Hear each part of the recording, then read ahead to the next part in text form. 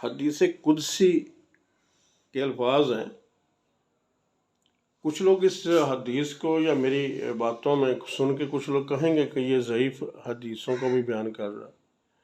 لیکن میں نے جو پہلے کہا تھا نا کہ میرے مخاطب جو لوگ ہیں نا وہ سارے ہی لوگ میرے مخاطب ہیں، لیکن میں خصوصاً ان کی طرف متوجہ ہوں جو راہ سلوک کی طرف چلنا چاہتے ہیں.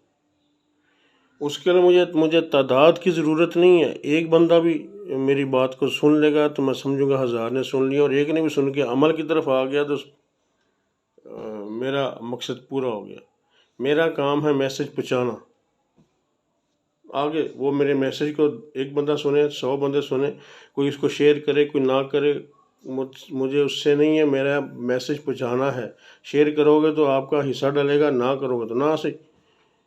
لیکن یہ خالص میسج ہے جو میں دے رہا ہوں، اور یہ تقریباً یہ میسیجز ایسے میسیجز آنے جانے اب بند ہوئے ہیں. اب اس طرف کوئی بھی نہیں آتا ہے، لیکن یہی اصل لائن ہے، یہی حقیقت ہے جو میں بیان کر رہا ہوں. اللہ عمل کی توفیق عطا فرمائے.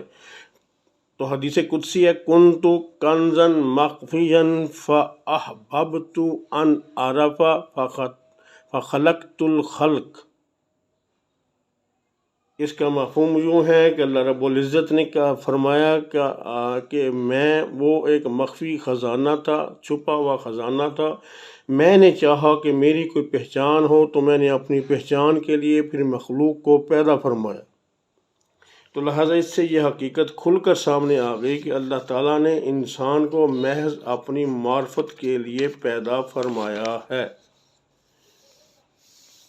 اب معرفت کو جب آپ پڑھیں گے، جس طرح پیچھے ہم نے پڑھا تھا کہ علم ایک ظاہر ہے اور دوسرا علم باطن یا علم معرفت ہے. اب ہم ظاہر کو تو سمجھ گئے کہ ظاہر تو شریعت کا علم ہے، اور اب ہم آتے ہیں معرفت کی طرف. معرفت کو سمجھنے کے لیے پھر معرفت کی 2 قسمیں ہیں.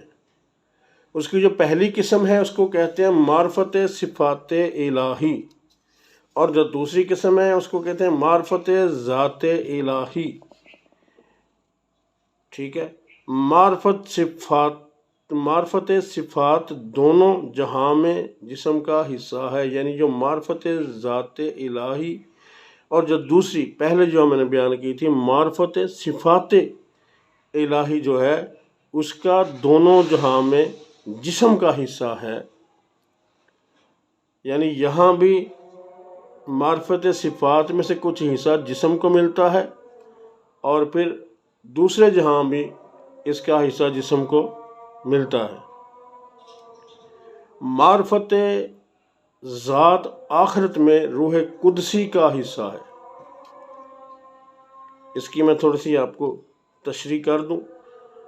معرفت ذات حق کے حصول کے لیے انسان کو مرنے سے پہلے مر کر، یعنی موتو قبل ان تموتو کے مراحل طے کر کے آخرت میں پہنچنا ہوتا ہے، اور اس کے لیے طالب کو مرشد کی کامل نگرانی میں تصور اسم ذات، جو اسم ذات کیا ہے؟ اسم ذات اللہ ہے. اسم ذات کا جو نام ہے، جو اسم ہے اس کی ذات کا، وہ اللہ ہے. اسم ذات یعنی اسم اللہ کا مراقبہ کرنا ہوتا ہے، جس میں طالب باطن میں مراتب موت سے گزر کر مرتبہ موت ہے، یہ جو گزارتے ہیں یا جو گزرتے ہیں ان کو پتہ ہوتا ہے. عام لوگوں کو اس کی عقل یا اس کی سمجھ یا اس کی فہم نہیں ہے، وہ اس میں ایسے الٹا سیدھا بولیں گے. تو یہ خاص ٹرم ہے جو اس لائن پر چلنا چاہتے ہیں ان کے لیے. ٹھیک ہے جی. مراتب موت سے گزر کر آخرت میں پہنچتا ہے، پل صراط سے گزر کر جنت الفردوس میں پہنچتا ہے، جہاں حضور علیہ السلام کے دست شفقت سے شراباً ظہوراً پیتا ہے، اور انوار دیدار پروردگار کا مشاہدہ کرتا ہے.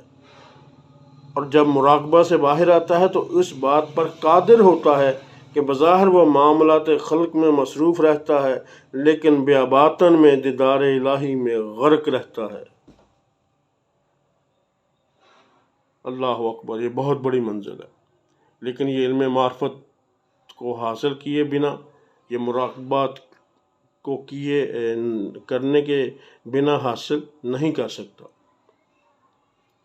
چنانچہ فرمان حق تعالیٰ ہے اور ہم نے اس کی مدد روح قدسی سے کی اور انہیں روح قدسی کی مدد بہم پہنچائی جاتی ہے۔